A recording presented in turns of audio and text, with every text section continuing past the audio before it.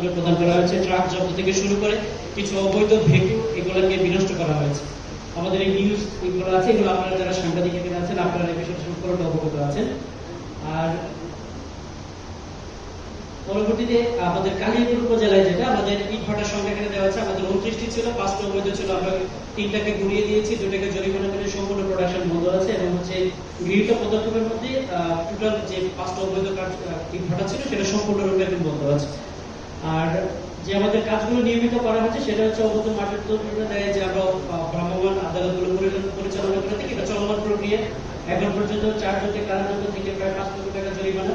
Interesting point হচ্ছে আমরা বেশ কিছু ব্যতিক্রমী কাজ করার চেষ্টা করেছি মন্ত্রণালয়ের নির্দেশে। একটা হচ্ছে ধূমপান বিরোধী যে প্রচারণা এবং বিভিন্ন অফিসকে ধূমপান মুক্ত ঘোষণা করা, এই কাজটা আমরা করতে পেরেছি। এবং শব্দ দূষণ রোধে আমরা কিছু মোবাইল কোর্ট পরিচালনা করেছি। আর কিছুক্ষণ পরে আমরা সচিত্র প্রেজেন্টেশনে আমরা যাবো। অবৈধ প্লাস্টিক কারখানাকে জরিমানা বন্ধ ঘোষণা, এটা আমরা আমাদের নলেজে এবং আমাদের আপনারা যে তথ্যগুলো আমাদেরকে দিয়েছেন এবং আমাদের উইং থেকে যেগুলো আমরা এক্সপ্লোর করতে পেরেছি এগুলোকে আমরা বন্ধ করেছি। যেমন ভান্ডারে শিশু উৎপাদন কারখানা, এটা কিন্তু সম্পূর্ণরূপে বন্ধ আছে। এইরকম কিছু না, এই ইটভাটার যে বন্ধ কার্যক্রমগুলো আমরা শুধু যে তাদের বন্ধ করে বলে এসেছি ব্যাপারটা তা নয়, তারা যাতে প্রোডাকশনে না যেতে পারে এই জন্য তাদের যে প্রোডাকশন ইউনিটগুলো আমরা সেটা পার্মানেন্টলি ধ্বংস করে দিয়েছি। এটা আমাদের একটা সাস্টেইনেবল সলিউশন হয়েছে। এই চিত্রগুলো আমাদের এখানে আছে যেগুলো আমরা করেছি অবৈধ টাইম।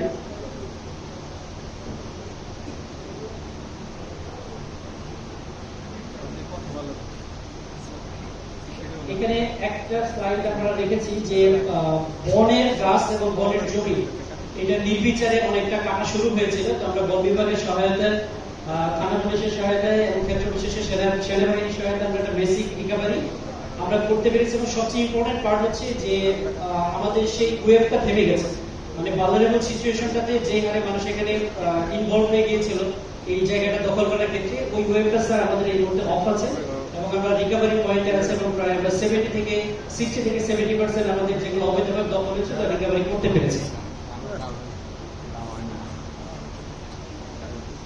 স্যার এগুলো হচ্ছে আমাদের বিভিন্ন সময় বন বিভাগের চুরি করে মাটি কেটে নেওয়ার সময় পরিচালিত আমাদের অভিযানগুলো স্যার ফরেস্ট ডিপার্টমেন্ট নিরলসভাবে এখানে কাজ করেছে এবং কিছু মামলা হয়েছে। আমরা এখানে একটা মামলার অভিযোগ নামার ছবি আমরা দিয়েছি স্যার। এগুলো হওয়ার পরেই আমরা স্যার বনের এই জায়গাগুলোকে মোটামুটি স্যার আমরা রক্ষা করতে পেরেছি।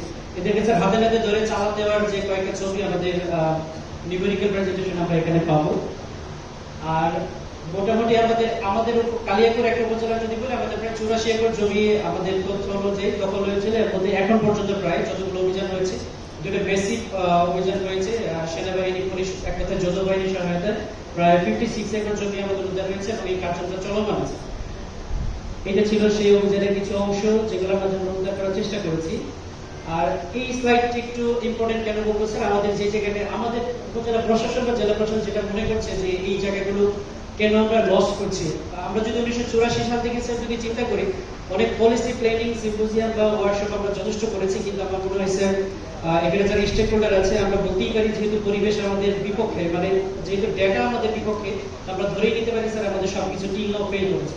তো স্যার একটা জায়গায় আমাদের যেটা আমরা স্যার করতে পেরেছিলাম সেটা হচ্ছে কমিউনিটিকে এনগেজ করেছিলাম যে বনের জমি দখল করা যাবে না, এই জায়গায় দূরে থাকতে হবে। এটা একটা ফেসবুক পোস্ট, ওখান থেকে আমরা স্যার স্ক্রিনশট নিয়ে করেছি। এটা হচ্ছে স্যার 4 নম্বর ওয়ার্ড যেটা 5 লক্ষ্মী মৌজা কালিয়াকৈর। আমাদের প্রচারণার পরে তারা নিজেরাই কিছু জমি যেটা 5 আগস্টের পরে স্যার একটা ব্যাঙের সাজার মধ্যে দখল করে নিয়েছিল, তারা নিজেরা ছেড়ে দিয়েছে। তো এটা একটা মোটিভেটিং ফ্যাক্টর। আমাদের যদি সব জায়গায় এটা করা যায় দেন আমাদের এই যে চেষ্টা এটা খুব সহজেই সম্পন্ন হতে পারবে। এই জায়গাগুলো তারা নিজেরাই উঠিয়ে নিয়েছে।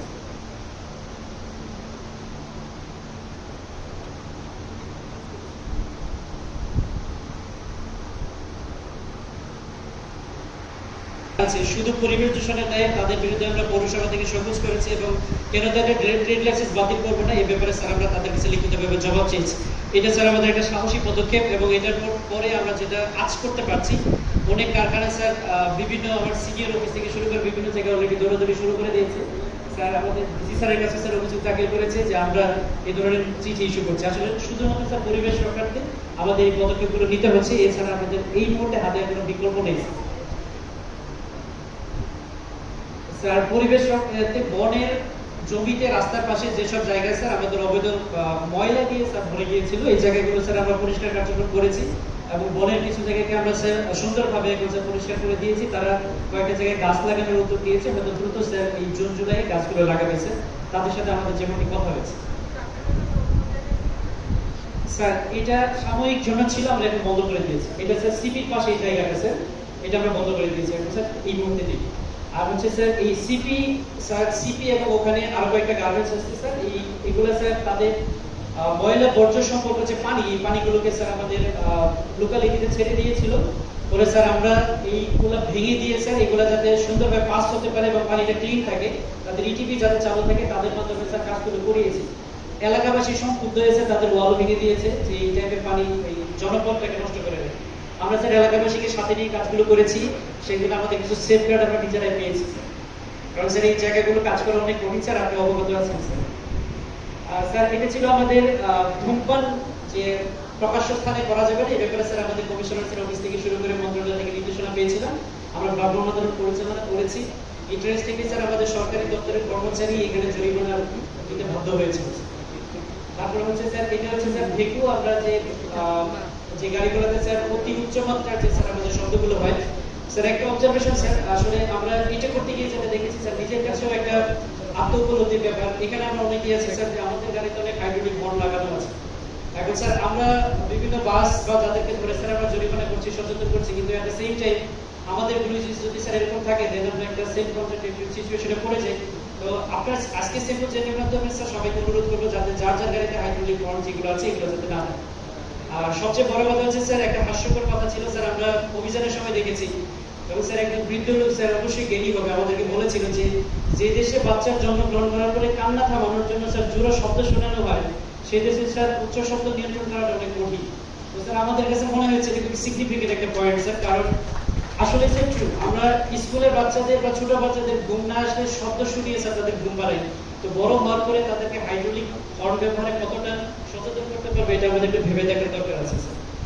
স্যার আমরা চেষ্টা করছি, এটা আমাদের একটা সামারি যে আমরা পরিবেশ রক্ষাতে যে মোবাইল ফোনগুলো করেছি, জরিমানা, আর্থিক দণ্ড, তারপর স্যার কারাদণ্ড, এখানে সব দেওয়া আছে।